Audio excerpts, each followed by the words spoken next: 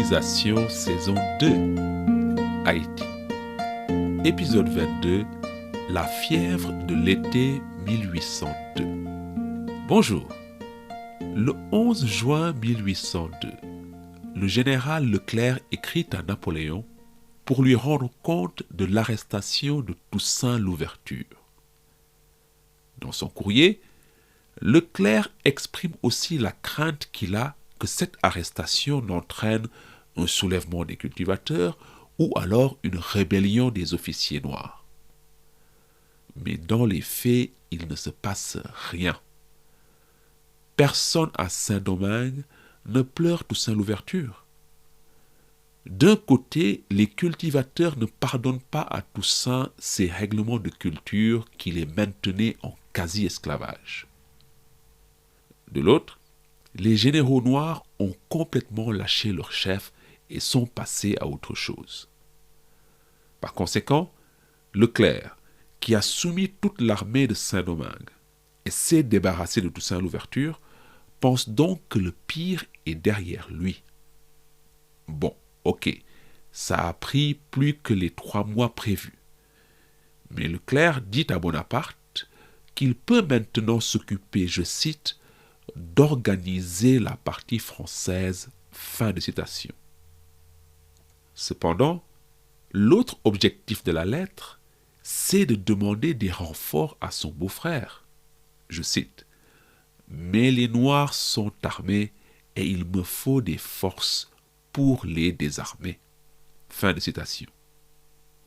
Ce qu'il faut savoir, c'est qu'à cette date, sur les 20 000 soldats qui sont venus avec Leclerc, il ne lui en reste plus que la moitié à peu près, et ses effectifs diminuent à vue d'œil. Je cite encore Leclerc. « La maladie fait ici des progrès effrayants, et il est possible qu'il ne reste pas 4 000 hommes de troupes françaises à Saint-Domingue en octobre. » Fin de citation. On a donc là les 2 premiers éléments du cocktail explosif qui va faire de l'expédition Leclerc la plus grande débâcle des guerres napoléoniennes. 1. La décision de Leclerc de mettre en œuvre le désarmement des Noirs, c'est-à-dire la 3e phase des instructions de Napoléon, et 2. En pleine épidémie de fièvre jaune. Et le 3e élément du cocktail découle de la feuille de route de Leclerc. Désarmer les cultivateurs noirs, mais pourquoi faire? Rétablir l'esclavage, demandent les Noirs. Leclerc proclamera le contraire sur tous les toits de la colonie. Mais dans le même temps, Napoléon annulera la loi du 16 Pluviose et les Noirs se soulèveront de nouveau. En résumé, fièvre jaune plus désarmement des Noirs plus rétablissement de l'esclavage égale catastrophe française. Soit dit en passant, dès cette lettre du 11 juin, Leclerc demande pour la première fois à Bonaparte de le remplacer lui à la tête de l'expédition. « Sortez-moi de là, je n'en peux plus. » Et vous serez d'accord avec moi, ça n'augure rien de bon quand le chef lui-même réclame des renforts, mais surtout un remplaçant. Avant d'en venir à l'épidémie de fièvre jaune, il faut noter que Leclerc se met au travail d'administration dès la fin des combats en début mai. Son premier chantier, c'est le nœud gordien que Toussaint Louverture n'a pas réussi à trancher. Remettre les plantations en état de marche. Comment? Ce que fait Leclerc, c'est qu'il ordonne aux cultivateurs de reprendre le travail. Mais dans le contexte tendu d'après-guerre, il est hors de question encore de rétablir l'esclavage. Par conséquent, Leclerc reprend le règlement de culture de l'ouverture, dont il dit qu'il est, je cite, « tellement fort que je n'aurais pas osé en proposer un pareil dans les circonstances actuelles. » Fin de citation. Leclerc reprend donc le règlement de Toussaint, mais en l'allégeant un peu. Il garantit par exemple aux cultivateurs leur liberté, mais aussi leur salaire. Avec la fin des combats, Leclerc n'a cependant pas le temps d'appliquer les consignes administratives de Napoléon. En effet, le premier consul avait donné pour instruction que la colonie soit administrée par un triumvirat. Un général commandant l'armée, Leclerc donc, mais aussi un préfet, administrateur civil, ainsi qu'un grand juge aux commandes du système judiciaire. Le problème, c'est qu'aussi bien le préfet que le juge trouvent la mort avant d'avoir pu prendre leurs fonctions. Leclerc s'attribue donc les pleins pouvoirs et fait régner la loi martiale. Je mentionne le juge et le préfet car ce qui est intéressant ici, c'est la cause de leur mort. Ils sont parmi les premières victimes de la terrible épidémie de fièvre jaune de 1802. Pour parler de la fièvre jaune, il faut tout d'abord dire que ce n'est pas une surprise. On en a parlé il y a 2 semaines, Napoléon l'avait prise en compte dans la planification de l'expédition. Et Napoléon pensait avoir envoyé ses troupes assez tôt sur la colonie pour qu'elles échappassent à la maladie. Il pensait que le corps expéditionnaire aurait besoin de 3 petits mois pour remplir sa mission et qu'il n'y aurait pas à s'inquiéter de la fièvre jaune. Cependant, la guerre contre l'ouverture a pris beaucoup plus de temps que prévu. Par conséquent, la fièvre jaune fait son apparition avant la fin des hostilités et l'épidémie de 1802 va se révéler particulièrement virulente. Pourquoi ? D'abord, à cause de l'afflux de dizaines de milliers d'Européens non immunisés sur la colonie. Et cette chair fraîche européenne s'installe dans des agglomérations, le Cap Français Port-au-Prince, où règnent des conditions sanitaires effroyables. Les combats ont entraîné la destruction des hôpitaux et de la majorité des infrastructures sanitaires. On a donc des villes insalubres, mais aussi surpeuplées dans ces temps de guerre. Aux habitants s'ajoutent les nouveaux venus d'Europe, mais aussi les milliers de réfugiés des campagnes qui veulent échapper au combat. Tout ce petit monde s'entasse dans l'air chaud et humide du Cap Français ou de Port-au-Prince pour le plus grand bonheur des moustiques porteurs du virus de la fièvre jaune. Dès le 8 mai, Leclerc alerte Paris des ravages effrayants de la maladie au sein de l'armée. Il estime à cette date que 200 soldats tombent tous les jours malades de la fièvre jaune et que 50 succombent quotidiennement. La plupart des nouveaux arrivants, par exemple, meurent dans la semaine qui suit leur arrivée. Un exemple, un navire marchand en provenance de Bordeaux perd 40 de ses 48 passagers dans la semaine qui suit son arrivée au Cap Français. Autre exemple, la maladie tue tout l'équipage d'un navire suédois ancré au Cap, à l'exception d'un seul mousse. Dans ces conditions, on peut comprendre donc l'impact extraordinaire de la fièvre jaune sur les troupes françaises. Non seulement les effectifs diminuent, mais le moral des troupes est sapé. Imaginez par exemple l'état d'esprit d'une unité dont l'effectif est de 1395 hommes en janvier et qui est réduite en juin à 190 survivants, dont 107 sont malades. La haute administration et l'état-major de Leclerc n'est pas épargné. On a déjà parlé du préfet et du juge qui devaient administrer la colonie avec Leclerc, et au total, pour toute la durée de l'expédition, la France perdra 27 généraux, la plupart succombant à la fièvre jaune. Et ce chiffre fait de l'expédition Leclerc la campagne de Napoléon la plus coûteuse en généraux, loin devant Waterloo ou la campagne de Russie. C'est la raison pour laquelle, à l'été 1802, finit les rêves de fortune et de promotion des officiers qui sont venus avec Leclerc. place au découragement et au désespoir. Tous les officiers français à cette date n'ont qu'un seul rêve, rentrer en France. Et ces gens-là se battent comme des chiffonniers pour être sélectionnés comme messagers de Leclerc, le seul moyen honorable de regagner la France. Au total, sur les 35 000 soldats et marins qui sont envoyés à Haïti avant novembre 1802, 20 à 25 000 meurent, dont au moins 15 000 de la fièvre jaune. Avec des chiffres de pertes aussi élevés, on aurait pu comprendre que Leclerc freine ou même fasse marche arrière.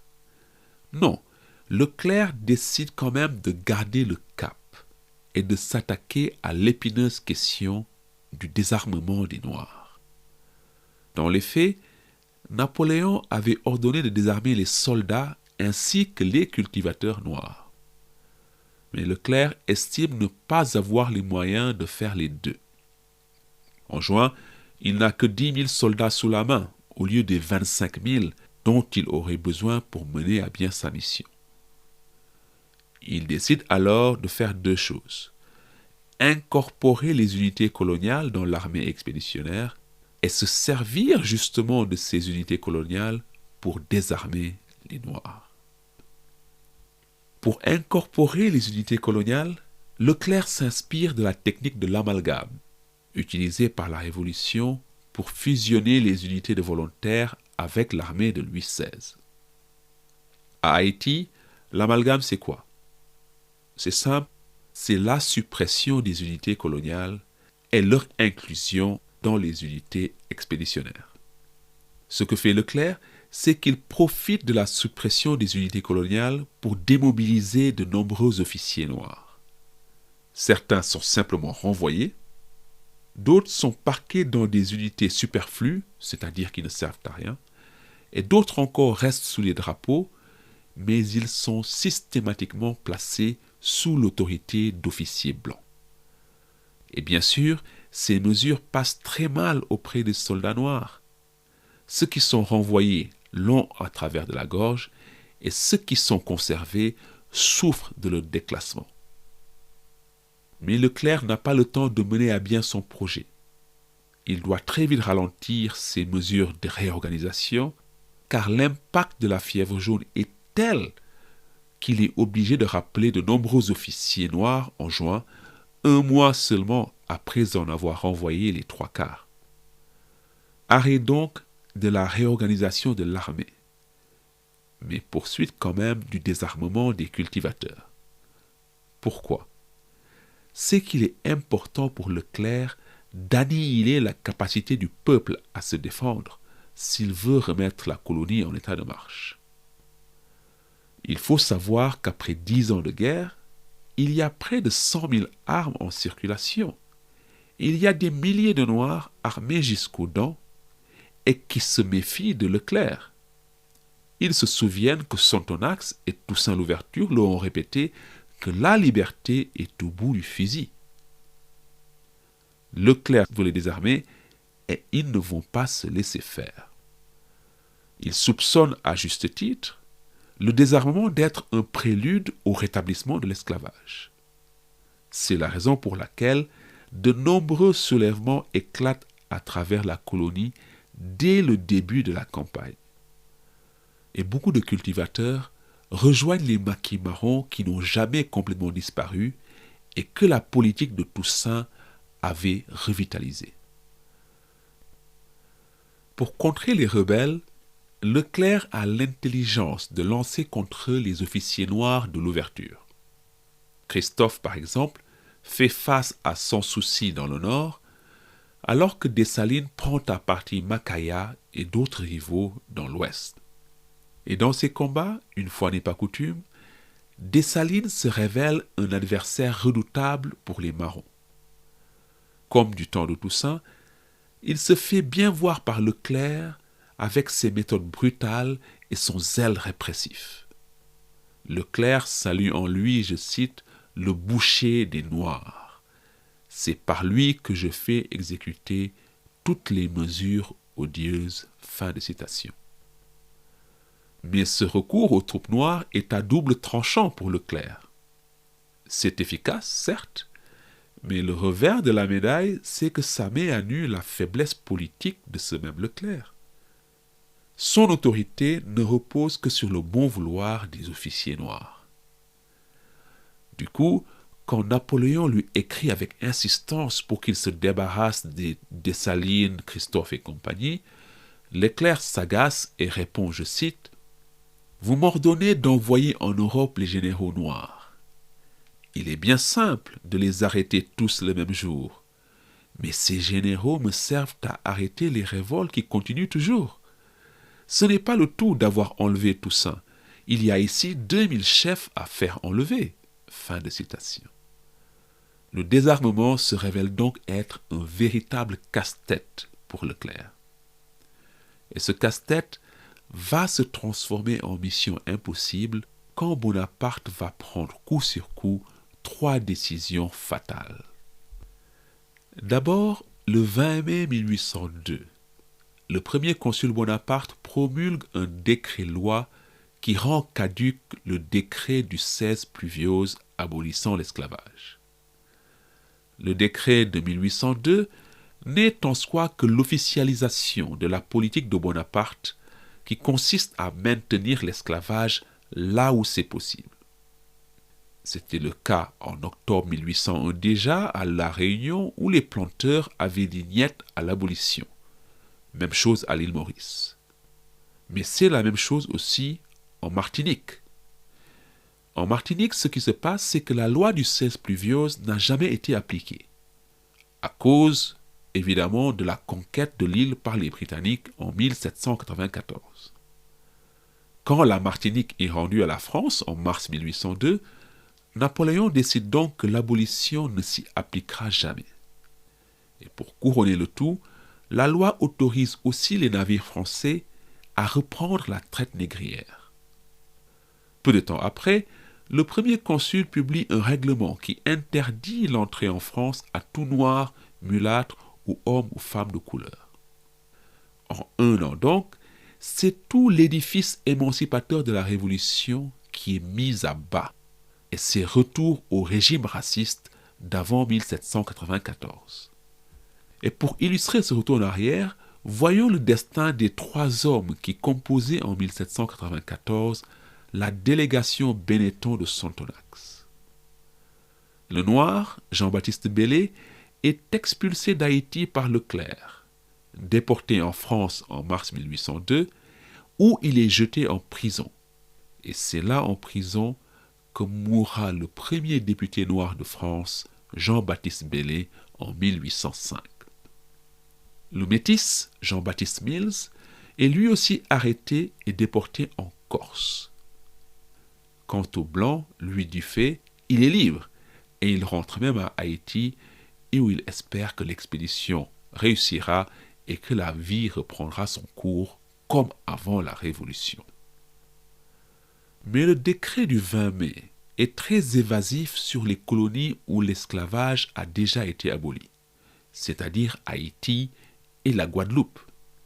Tout au plus recommande-t-il de substituer un, je cite, système réparateur aux théories séduisantes, fin de citation, de la Révolution.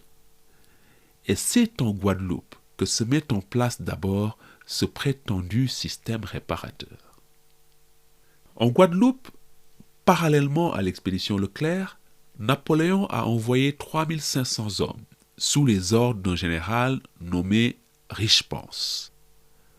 Et comme à Haïti, beaucoup d'officiers de couleur guadeloupéens se rallient à la France quand Richepense débarque. Mais pas tous. D'autres officiers se révoltent par peur d'un rétablissement de l'esclavage. Et leur leader est un certain Louis Delgrès. Et Delgrès publie une proclamation retentissante le 10 mai 1802 où il affirme sa devise « Vivre libre ou mourir ». Il s'ensuit des combats violents dans lesquels Delgrès et ses compagnons sont repoussés et ils finissent par se retrancher sur une plantation à Matouba.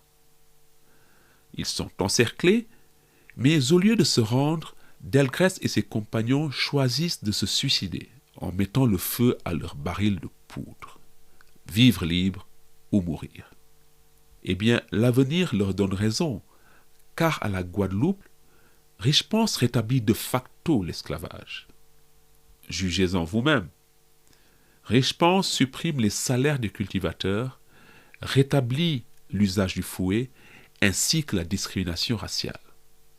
Et afin de se débarrasser de tout fauteur de troubles, Richepanse fait déporter 1500 rebelles sur des navires en partance pour la France. Un de ces navires, la Cocarde, fait escale au Cap en août 1802. Et le problème, c'est que quelques prisonniers guadeloupéens parviennent à s'échapper du navire et à débarquer sur terre au Cap français. Et là, ils disent à qui veut les entendre que l'esclavage a été rétabli en Guadeloupe et que ce sera bientôt le tour d'Haïti. Leur récit se répand comme une traînée de poudre et malgré leur arrestation express et leur déportation aussi, le mal est fait. Tout le monde à Haïti sait que la Guadeloupe a été remise dans les chaînes et que c'est bientôt le tour d'Haïti. Quand on ajoute à cela que les échos de la loi du 20 mai arrivent sur l'île en août, ainsi que celle du maintien de l'esclavage en Martinique, on peut comprendre la colère de Leclerc qui écrit le 6 août à Bonaparte en parlant des Noirs. Je cite : « Je vous avais prié, citoyens consuls, de ne rien faire qui pût les faire craindre pour leur liberté jusqu'au moment où je serais en mesure. Et je marchais à grands pas vers le moment. Soudain est arrivée ici la loi qui autorise la traite dans les colonies, avec des lettres du commerce de Nantes et du Havre qui demandent si on peut placer ici des Noirs. Plus que tout cela, le général Richepanse vient de prendre un arrêté pour établir l'esclavage à la Guadeloupe. » Fin de citation. Plus loin, Leclerc demande des renforts, je cite, « à présent que les plans sur les colonies sont parfaitement connus. » Fin de citation. Leclerc sait donc qu'il est dans une situation quasi désespérée parce que tout le monde sait maintenant que l'objectif est bien de rétablir l'esclavage. Il supplie encore Napoléon de lui envoyer un successeur et en attendant, il essaie au jour le jour et coûte que coûte de démentir les rumeurs de rétablissement de l'esclavage et en fin août, il écrit un message codé au ministère de la Marine, je cite, « Ne pensez pas à rétablir l'esclavage ici avant quelque temps. » Mais il est déjà trop tard. Les nouvelles de Guadeloupe, combinées à la loi du 20 mai et à l'interdiction d'entrer en métropole, persuadent tous les Haïtiens, noirs mais aussi de couleur, que ce qui est désormais en jeu, c'est tout simplement leur liberté. On assiste donc à l'été 1802 à une intensification des combats qui va aller crescendo jusqu'à la guerre totale quand les généraux créoles se rébelleront. Le premier signe de cette intensification, c'est que partout dans la colonie, c'est désormais par milliers que les cultivateurs rejoignent les marrons dans les montagnes. Là, ils sont désormais aussi rejoints par des soldats et des officiers subalternes qui gagnent les montagnes avec leurs armes et leur savoir-faire. C'est la révolte générale. Les rebelles de 1802 sont dirigés par des chefs marrons souvent nés en Afrique, comme le montrent leurs noms Yayou, Gilles Bambara, Makaya, etc. Ces chefs rebelles détestent cordialement les généraux de Toussaint, qui, ne l'oublions pas, sont des propriétaires terriens. Mais les chefs rebelles n'ont aucun problème avec les soldats noirs qui désertent en masse. Et poussés par leur peur existentielle de l'esclavage, les Noirs attaquent et combattent avec une violence qui stupéfie Leclerc et ses officiers. Certains remarquent, je cite, que les Noirs se rient de la mort et il en est de même pour les femmes. Fin de citation. Et devant ce jusqu'au-boutisme, Leclerc fait le choix de la terreur pour combattre les insurgés. La répression s'accentue donc, toujours menée en partie par Dessalines et Christophe. Et un des signes de l'accentuation de la répression, c'est la manière dont les prisonniers sont mis à mort. En juin, on se contente de fusiller les insurgés et d'emprisonner les cultivateurs. En juillet, tous les Noirs pris les armes à la main sont fusillés, y compris les femmes. Mais surprise, cela ne calme pas la révolte. En août, tout gérant ou contremaître d'une plantation où une arme est retrouvée est exécuté.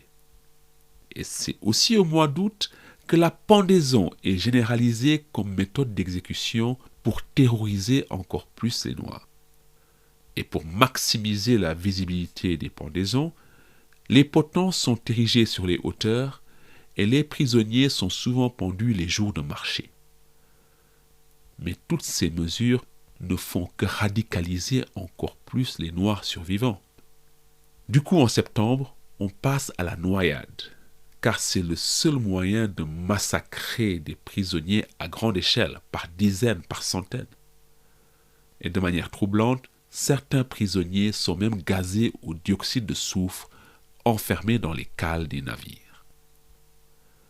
Cependant, la conséquence de la politique de terreur de Leclerc, c'est de pousser encore plus d'unités coloniales loyales à déserter. Là où auparavant les désertions étaient individuelles ou impliquaient des groupes de soldats, ce sont désormais des unités entières qui partent en opération et qui ne reviennent pas. Encore plus terrifiant pour les Français, on voit des unités noires apparemment loyales retourner leur feu contre leurs camarades blancs en plein combat. Du coup, en septembre, Leclerc a perdu le peu de confiance qu'il avait en ses troupes de couleur. Il les perçoit maintenant toutes comme des rebelles en puissance.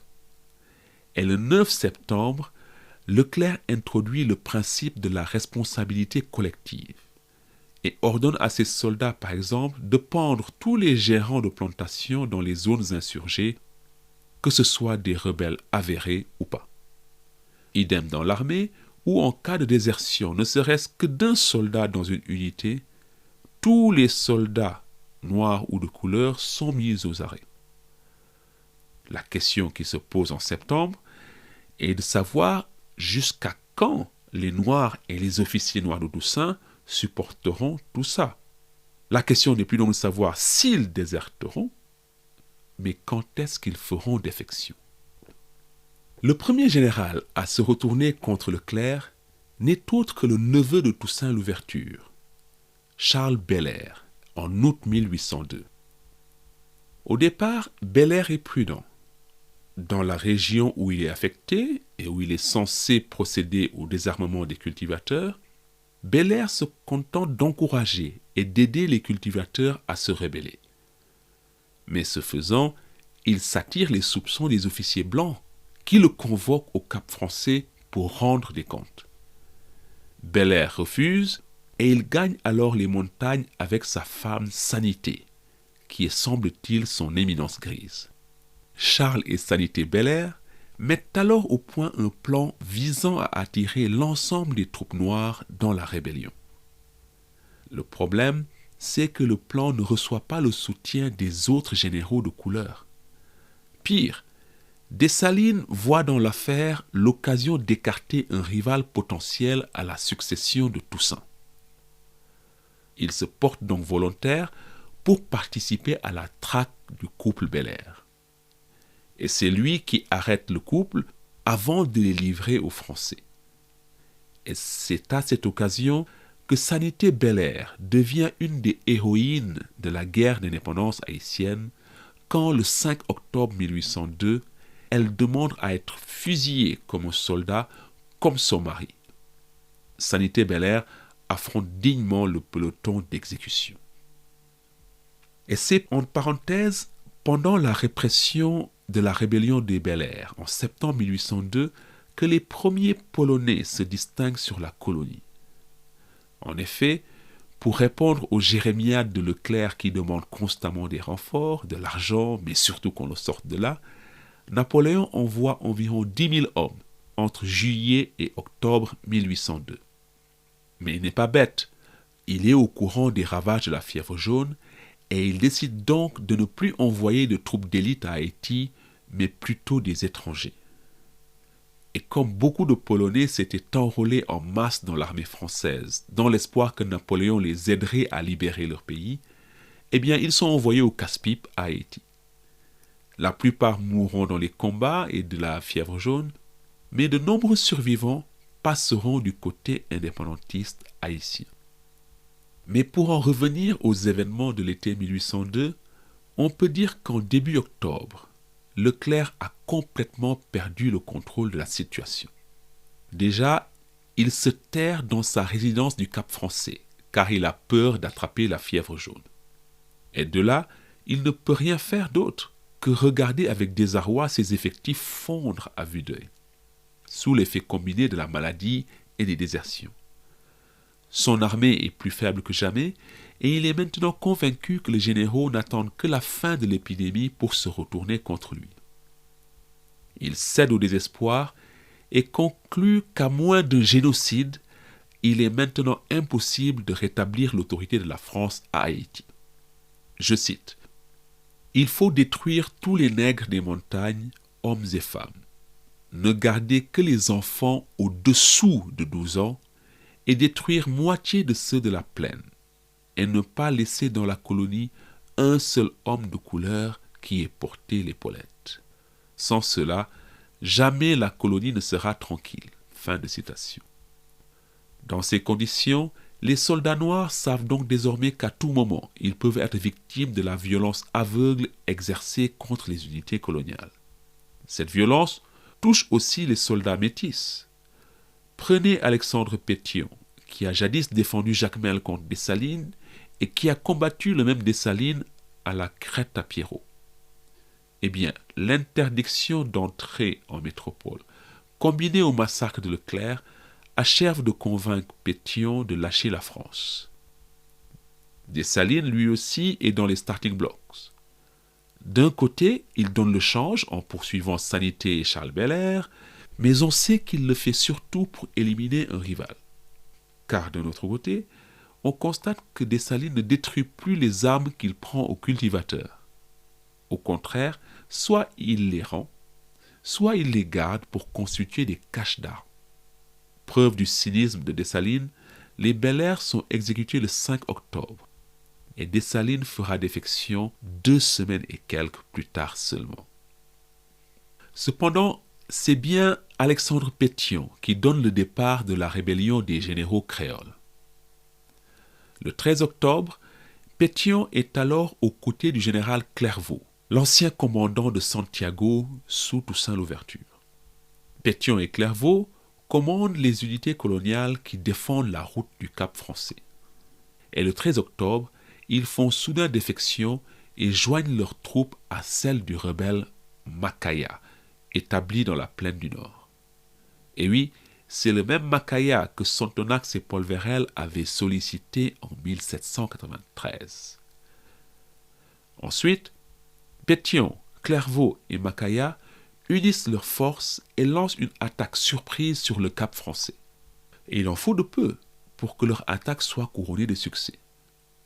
La situation dans la capitale est tellement désespérée pour les Français que Leclerc est obligé de sortir de sa tour d'ivoire pour organiser la défense de la ville.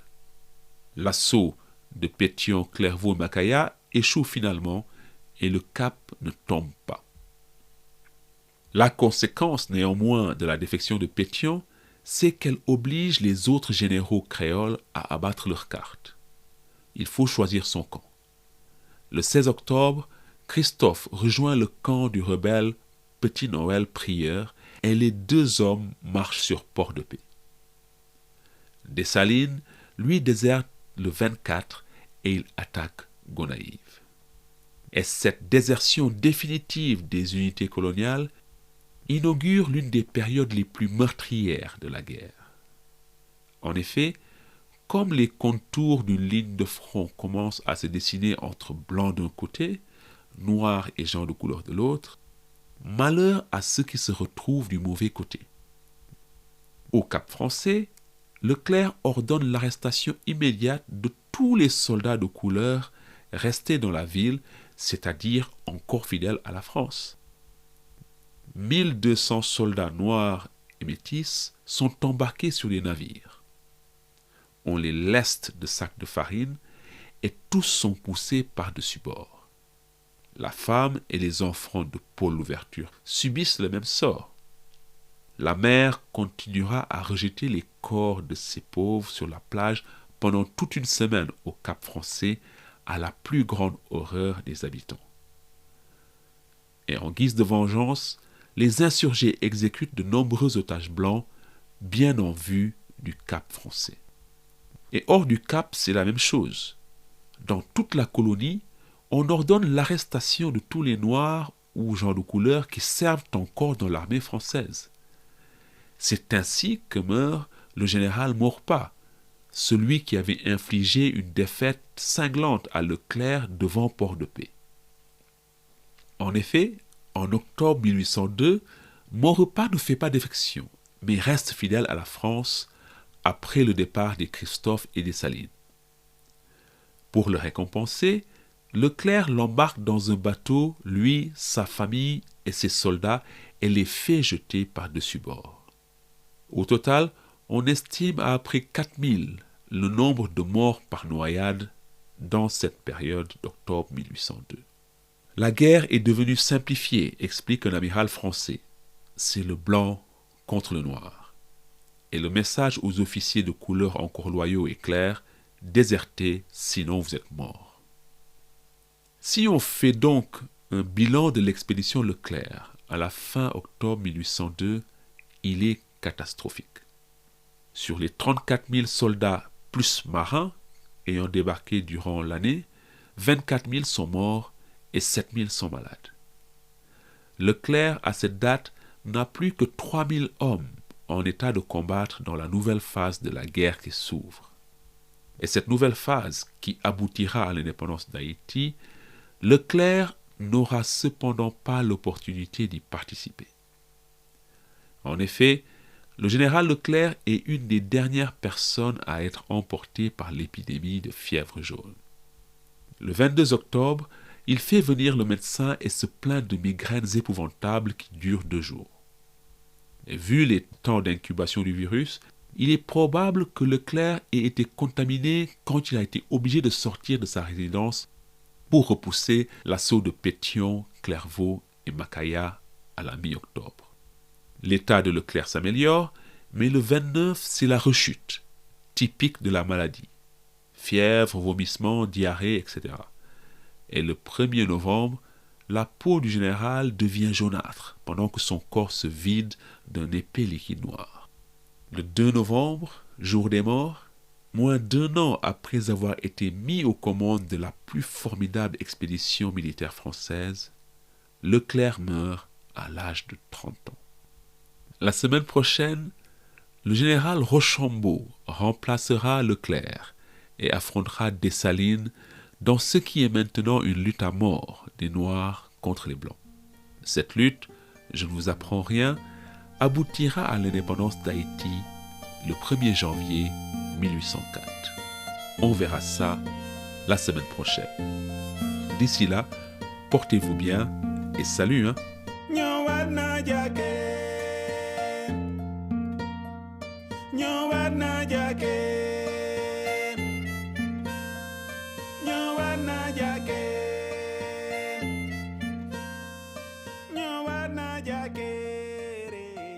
Namunya, nyawale na jake.